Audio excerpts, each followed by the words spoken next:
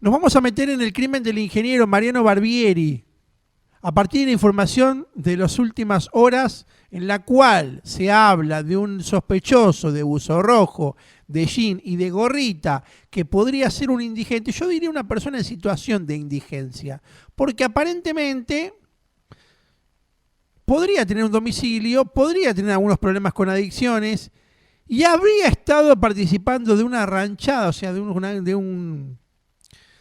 reunión de indigentes en otra plaza momentos antes o esa misma tarde, antes de asesinar a Mariano Barbieri, para en principio robarle el celular, apuñalarlo y robarle el celular. Veremos cómo continúa esto. La investigación aparentemente está rumbeada, está, no digo identificado porque no se sabe quién es, pero sí hay un reconocimiento de esa persona. Está claro que en el cuchillo hallado con manchas hemáticas que eran manchas de sangre humana, hay una huella digital parcial, esa huella digital cruzada con el banco de datos no corresponde a ninguna persona con antecedentes penales, o sea, ninguna persona que cayó detenida y la cual se cotejó la misma pertenece a alguna de ellos. Por lo tanto, estamos hablando de un asesino sin antecedentes, en principio. Si esa huella digital pertenece al autor del crimen. Tenemos en línea para hablar del tema a la doctora Silvina Fernández Rosarno, para hablar un poquito de esto y otras cuestiones. Doctora, buenas tardes, gracias por estos minutos, como siempre, en Tardes Policiales por XLFM Radio. Hola Gastón, buenas tardes, ¿cómo estás? Bien, acá andamos. Doctora, perdone que antes de arrancar con el crimen del ingeniero, quería preguntarle, ¿vio el robo y la posterior muerte del empresario distribuidor en Lobos? Sí, Bueno, aparentemente la información de último momento es que no habría señales de golpes, no habría señales de nada, por lo tanto se habla de un ataque cardíaco a raíz del susto por el mal momento vivido ujú, por este hombre. Le ujú. pregunto, ¿la carátula homicidio en ocasión de robo se mantiene o hay una polémica con respecto a eso? Porque nadie lo mató para robarle, se muere solo. Claro. Bueno, eso es sumamente discutido, Gastón, Sí, porque sí, primero ante todo lo que tenemos que ver que el bien jurídico protegido más valioso es el de la vida, más allá del de la propiedad. Entonces, vos vas a tener varias escuelas que te van a decir una conducta delictiva que lleva una calificación legal menos gravosa es la del homicidio en ocasión de robo, pero en realidad lo que vale más es la vida de la persona, no en ocasión de robo. Ahí vamos a ver cuál fue el arma, si es que hubo un arma que generara el robo de esta persona, y ahí ya tendremos que estar hablando de un homicidio calificado por el uso de armas. claro, lo que pasa que si la víctima está muerta, si no hay testigos, no hay golpes ni nada, ¿cómo podemos? Vamos a suponer que al hombre lo amenazaron con un arma de fuego, pero Sí. nadie sabe que había un arma de fuego porque no hay rastros, porque no hay golpes, porque no hay nada. Entonces, Ujú. si nadie sabe, digamos, si los delincuentes eran los que estaban en el lugar y el hombre que murió, no existe el arma de fuego, por más que haya habido un arma de fuego. Bien, y no tenemos otras pruebas que indiquen pruebas fílmicas, fotográficas, testigos, Por alguien que ahora casi, no, por pero ahora no. vamos a suponer que no aparezca un arma de fuego. Supongamos, doctora. Sí, ¿y ¿Cómo, cómo cómo, sabemos que cómo? fue un robo y que no fue un homicidio y no sabemos si hubo algún elemento insidioso, hay autopsia? Bueno, a ver, la autopsia habla de que no existen golpes, no se percibe ninguna herida por arma de fuego, no se percibe ninguna cicatriz, nada compatible con arma blanca. Lo que digo es, insisto, yo sé que usted elabora todas las hipótesis posibles y no descarta absolutamente nada. Sí. Y más o menos conozco su proceder y en el 90% por ser exigente con usted, en el 90% de los casos no se equivoca. Digo exigente porque podía decir el 95%. Pero digo, vamos a suponer, vamos a suponer que es un robo, vamos a suponer que es lo que hay y no hubo arma.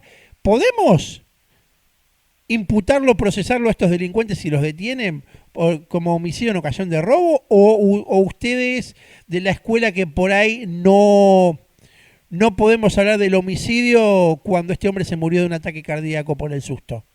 Eh, bueno, es muy interesante la hipótesis, pero tenemos que pensar fue lo que le ocasionó ese susto. Claro. Vamos al móvil. ¿Qué fue lo que vio una noticia en su teléfono, por ejemplo, que le ocasionó Claro. una situación crítica en su estado de salud y nada tiene que ver con que alguien le haya robado? Porque eso también sería otra hipótesis y sería averiguación de ilícito. Claro. Pero supongamos que fue el robo, que en el mismo robo Sí. el tipo se asustó por la situación, que lo ataron y Sí. se murió. Sí, ¿Podemos bueno, imputar a estos delincuentes por homicidio en ocasión de robo? y si encontramos a los delincuentes para imputar, sí, y si no, Sí. ante todo van a tener que hacer averiguación de ilícito hasta que puedan encontrar el nexo causal entre el presunto imputado y el resultado muerte.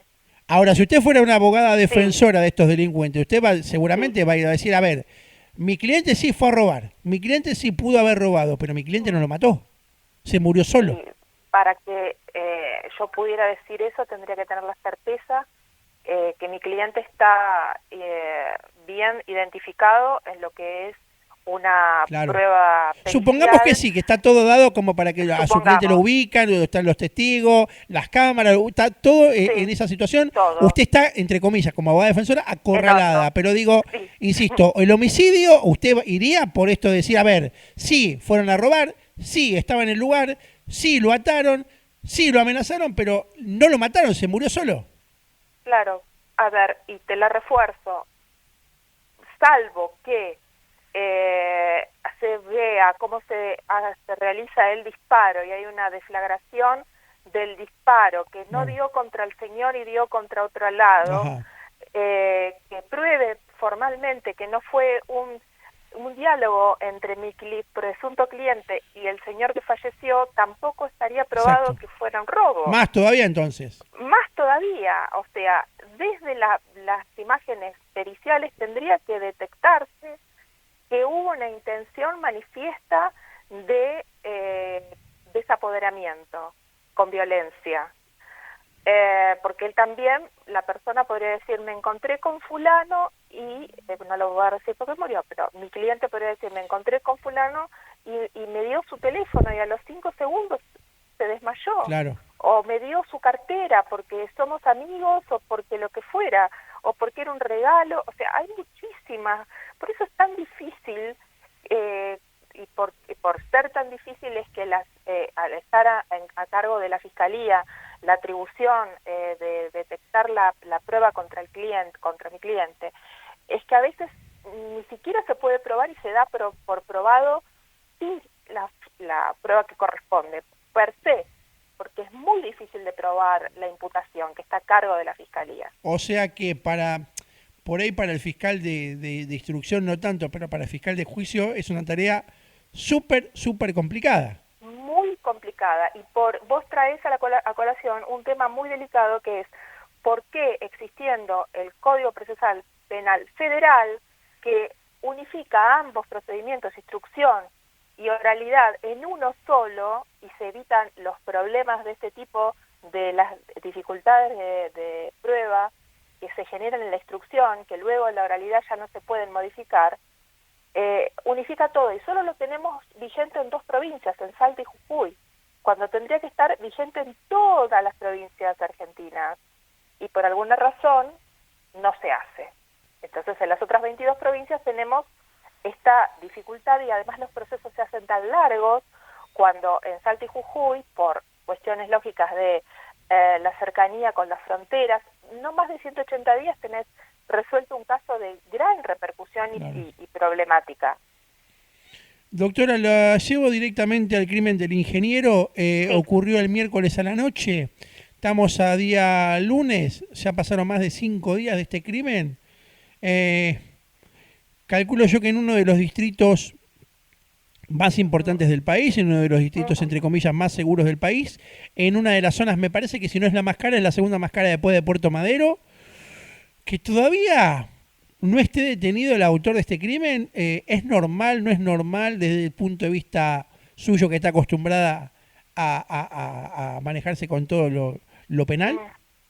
Bueno, sería beneficioso que no sucediera, pero como yo te estaba diciendo, en la instrucción, lo cual en Nación aún sigue siendo, si bien tenemos un código penal procesal mixto que confunde lo que es el inquisitivo con el acusatorio. En Salta y Jujuy es totalmente acusatorio. En Nación y en Ciudad aún conviven los sistemas mixtos igual que en Provincia de Buenos Aires y otras provincias.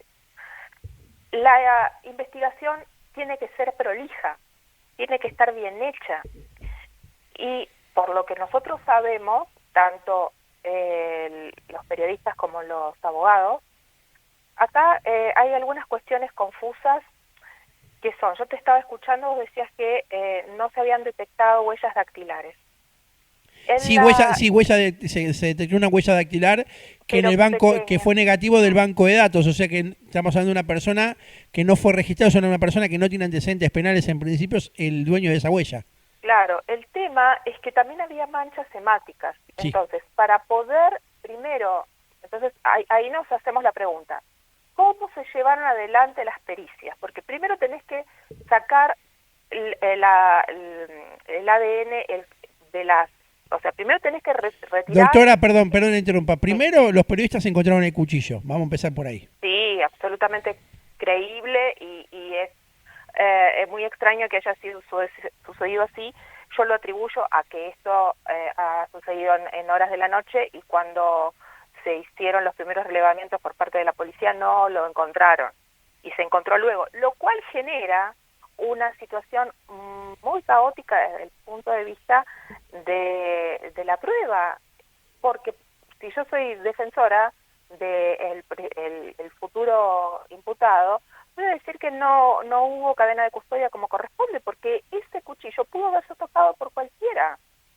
Claro. Pudo haber sido tocado por la huella de un animal de cualquier tipo, especie, pudo haber sido tocado por alguien que se haya cortado o que lo haya utilizado para comer, o sea, algo que haya sido expuesto al clima y a cualquier adversidad climática durante 12 horas, 8 horas o 2 horas, está sujeto a cualquier tipo de modificación. Eso rompe la cadena de custodia. Más allá de esto, es lo que hay, ¿sí? Entonces, sobre lo que hay que hacer lo máximo posible, desde el punto de vista de la investigación, ¿cierto? O sea, vamos a hablar desde los dos lados. ¿Qué hacen? Primero, ante todo, verifican la existencia de qué. ¿Qué hay? Hay rastros de sangre. Se quitan los rastros de sangre y luego se hace el cotejo de ADN. Y luego se toma el análisis de las huellas dactilares. Entiendo, como vos bien decís, que al haber huella parcial ya habrán hecho el retiro del material hemático y estarán haciendo el cotejo de ADN por ese lado. Y por otro lado, si vos me decís, bueno, hay una huella parcial, hicieron el cotejo y vieron que no hay ninguna persona, no significa que sea que sea del mismo hombre mujer, me explico, no hay. Bien, no quiere decir que no tenga antecedentes solamente, sino quiere decir que es una persona que está dentro de tiene un documento al cual se le ha impreso su huella dactilar, tiene un registro de conducir, o tiene un pasaporte, o tiene alguna documental en la cual haya dejado su huella dactilar. Tenemos muchísima gente que no tiene huella dactilar impresa y no por ello no tiene antecedentes. Uh-huh. Entonces tenés un universo de segmento muy grande entre los que tienen antecedentes y están condenados, porque hay que ver qué quiere decir antecedentes. Antecedentes con condena firme y personas que han ingresado al sistema por alguna situación, uh-huh, por denuncia. A esos no se les está exigido que dejen sus huellas dactilares para ingresar al registro de antecedentes. Claro, los que tenemos datos somos o los que están con condena firme, por lo tanto están incorporados al sistema, o aquellos que tienen sus huellas dactilares producto de sus documentos, del registro de identidad, del pasaporte, del registro de conducir, que han ingresado o salido del país. Eso es clarísimo. Entonces, por eso tenés un universo de gente muy grande, que pueden ser o personas que nunca salieron del país, o que no tienen pasaporte, o que no renovaron correctamente su documento, o que no tienen antecedentes con condena firme. Ahora, Porque, doctora, digo, sí, hay una cuestión importante más allá del plano jurídico, y yo lo llevo al plano jurídico, pero personal. Usted es una abogada que tuvo casos en Capital y en Provincia de Buenos Aires, ¿sí? ujú, No, más allá que yo no le quiero caer con toda la ciudad, no a la gestión, al gobierno porteño, pero sí a la policía tampoco le quiero caer, pero digo, no es llamativo, no llamativo porque haya algo raro, no es llamativo que a 5 días del crimen todavía no esté detenido esta persona. Digo, es un lugar donde hay cámaras, es un lugar donde vos tenés los informantes, no es el conurbano donde más difícil, donde vos vas a hacer una denuncia y la escriben a mano lamentablemente los policías porque no tienen otros elementos. Es el distrito más desarrollado. sí. Esto es normal que, o sea, el tiempo que transcurrió desde el crimen hasta ahora, ¿es entendible que sea así y que no haya todavía un detenido? ¿O es un poco preocupante desde el punto de vista de la investigación o de la policía? Yo quisiera que fuera más rápido, pero tengo que entender que con todos los recursos que tienen, a diferencia de lo que es provincia, si se están tomando su tiempo es cuando tengan realmente las pruebas prolijas para poder presentarlas y que sean indubitables, Claro. porque si no, realmente sería un fiasco, porque si a eso le sumamos quien estaba a cargo del ministerio, que tiene todo el derecho del mundo de irse de viaje, yo no voy a decir nada en contra de esto, porque quizás el señor tenía sus viajes y había dejado a alguien a cargo, y esa persona a cargo justo le cayó esta situación. Sí, claro, lo Ahora que pasa, vamos, doctora, que hace 2 meses sí, que asumió. A ver, yo entiendo si uno me dice, oh, bueno, un ministro que hace 4 años viene trabajando de manera incansable y se tomó una mm, semana que tiene todo el derecho del mundo, pero digo, hacía 2 meses que había asumido, se había ido a Estados Unidos por una cuestión protocolar, a ver no sé qué situación, qué inspección de la policía allá, pero de repente termina siendo a ver un partido de tenis y sí. enfocado. A ver, digo, esto como que a mí me manden a hacer una cobertura a Lobos y después me enfoquen viendo un partido de fútbol o que vaya a Mar del Plata a cubrir un crimen y después me vean tirado nadando en el medio de la costa. Ahí estarías muy complicado. Bueno, en eso tenés toda la razón. No sabía que hacía tan poco tiempo que había asumido el cargo. Claro. No fue prudente de su parte. Y realmente esta situación tan reprochable ocurrió en ocasión de que él no estaba presente. Y bueno, por eso es que Sí. evidentemente le dieron salida ni bien El regresó. encargado de la Superintendencia de Investigaciones, que se hizo cargo obviamente de todo el discurso al no haber un jefe político, el superintendente y comisario general Miguel Fornaro, primero dijo descartado el tema del indigente, esto no sería un indigente, ahora vuelve a surgir la pista del indigente, digo, es un poco también, un poco desprolijo que el superintendente, que el jefe de la investigación, no el que está a cargo de la investigación, pero el jefe de toda la superintendencia, primero diga que no es un indigente, después diga que es un indigente. Eh, ¿Usted qué Sí, cree? Digo, no sé si conoce la zona, doctora, si ha frecuentado la zona de la plaza donde ocurrió el hecho, si la conoce, si hay sí. indigentes ahí peligrosos, si hay indigentes con cuchillos, si es moneda corriente. ¿Qué nos puede Eh, decir? lo que pasa es que son dos realidades diferentes de día y de noche. Y enfrente de donde el señor cruzó, de noche hay personas en situación de calle que obviamente pernoctan ahí, y estar en ese lugar no deja de ser tan riesgoso como estar en absolutamente otro lugar del conurbano donde muchas personas viven y bueno, están a merced de cualquier situación. Lo que a mí me llama la atención y lo quería compartir con vos son los dichos de la esposa, que hay algo que no entiendo. Sí, dígame. Que ella dijo en conferencia de prensa junto con su cuñado, hermano de la víctima, dijo: no puedo entender porque él fue a hacer una meditación de la luna en remera y bermudas, Sí. y cuando se lo ve entrando a la heladería se lo ve con un pantalón largo. Entonces, o ella nunca vio como él se fue, o nunca estuvo en remera y bermudas, hay algo que nos estamos perdiendo. Quizás sea un detalle menor, pero sin embargo se la veía muy muy certera, en qué fue a hacer el señor y qué llevaba puesto, porque fue a hacer una meditación. Yo creo que ella se equivoca al ver el video y calcula que son bermudas y era un jean completo, entero. A ver, ellos vivían en Bécar. Él estaba viviendo hace unos meses en un departamento en Palermo prestado por un amigo, por un allegado. A mí me parece que ahí hay no digo un divorcio, una separación.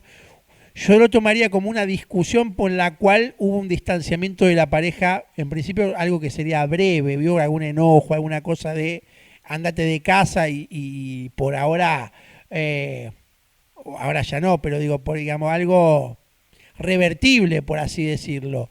Él estaba solo, estaba separado, viviendo ahí en ese departamento de Palermo, así que yo creo que ella desconocía cómo era la vestimenta y lo que dice es en base al video y hay una mala percepción de ella en decir bermuda que era un jean. Y es cierto, a ver, es cierto, es lo que dice ella, que había ido, de hecho estaba la manta, esa manta que se encontró que uno pensaba que era de algún indigente, aparentemente era de él esa manta, y había ido a meditar por luna llena, luna azul, que hubo el miércoles a la noche. Algo de eso hubo.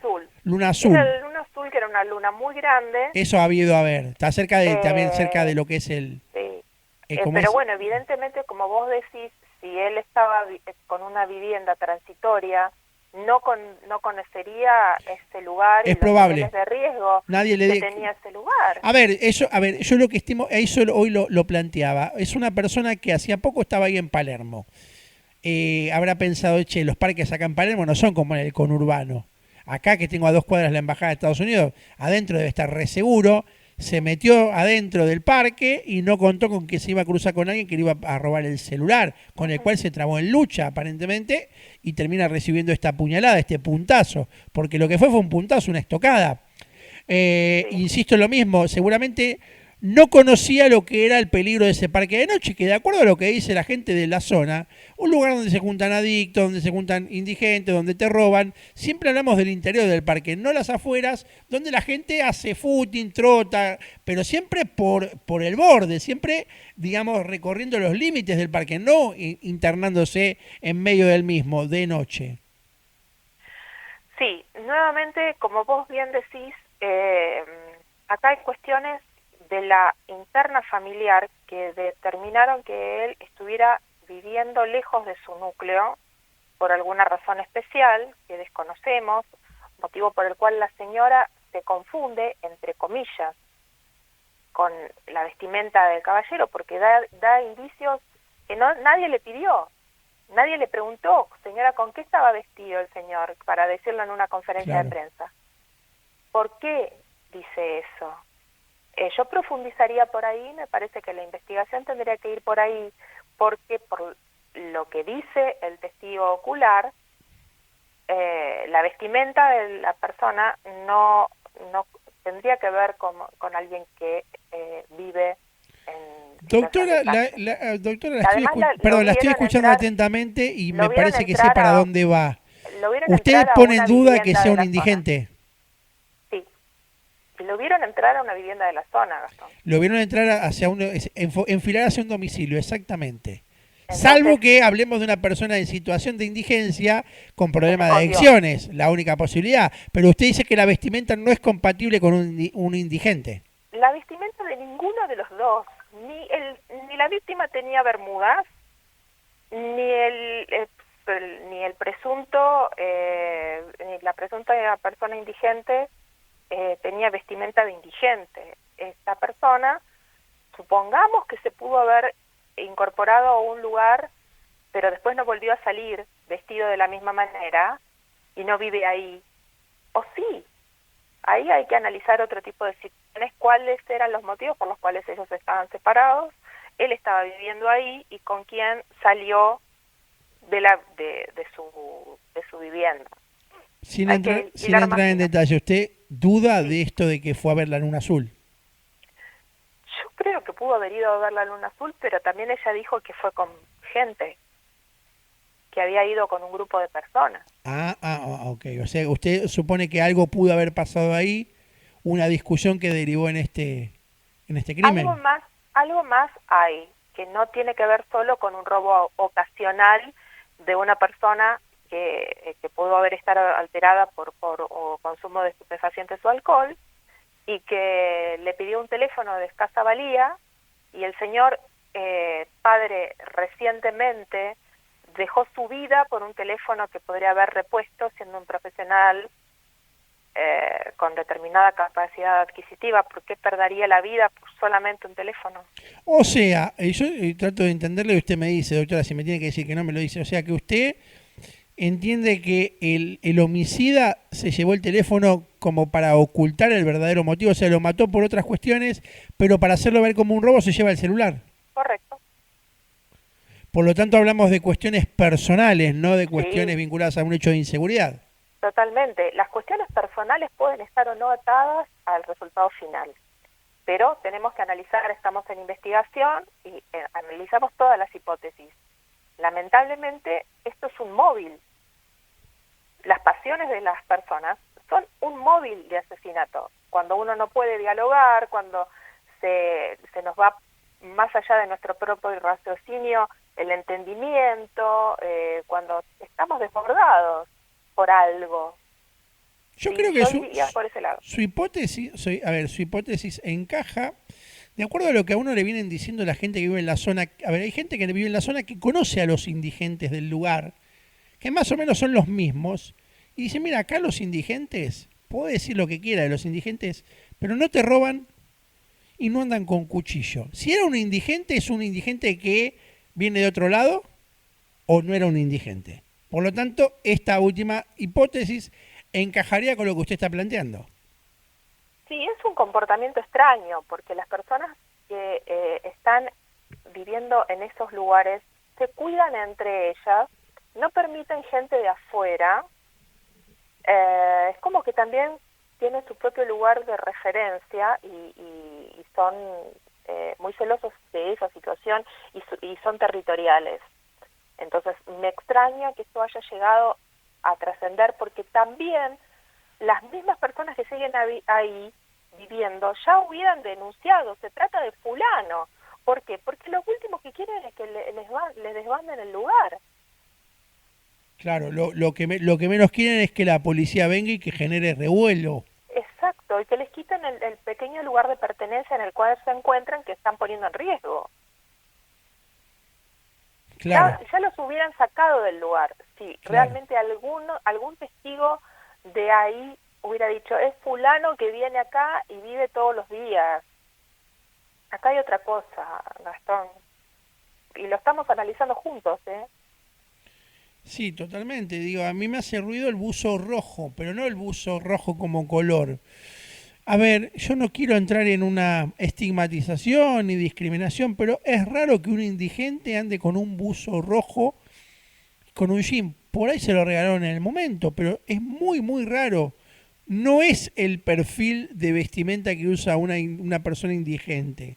Sí, por ahí una persona en situación de indigencia, una persona con problemas de adicciones, pero ya hablaríamos de alguien que tiene un domicilio y que está en situación de indigencia por el descuido, no porque no tenga dónde vivir. Claro, pero a ver, si vamos por el lado de la vestimenta, tenemos ese busto y zapatillas blancas Y una gorra, y una una gorra. visera. Y la persona que lo identifica no ve que esa indumentaria estuviera sucia o No, desgastada. Y además lo ven entrando a un domicilio de la cercanía. Entonces tenemos que seguir varias líneas de investigación y una de ellas tendría que ser esta. o sea, ¿usted cree, doctora, que puede ser que la policía ahora tiró la línea con respecto a un indigente para que el verdadero autor del crimen, que no sería un indigente, relaje y diga, bueno, están buscando a los cirujanos, no me están buscando a mí?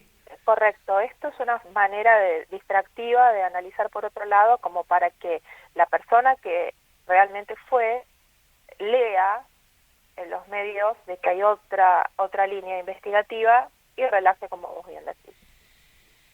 Perfecto. Doctora Silvina Fernández Rosarno, la verdad, muchísimas gracias por esta entrevista y la verdad que ha sido muy clara y muy contundente.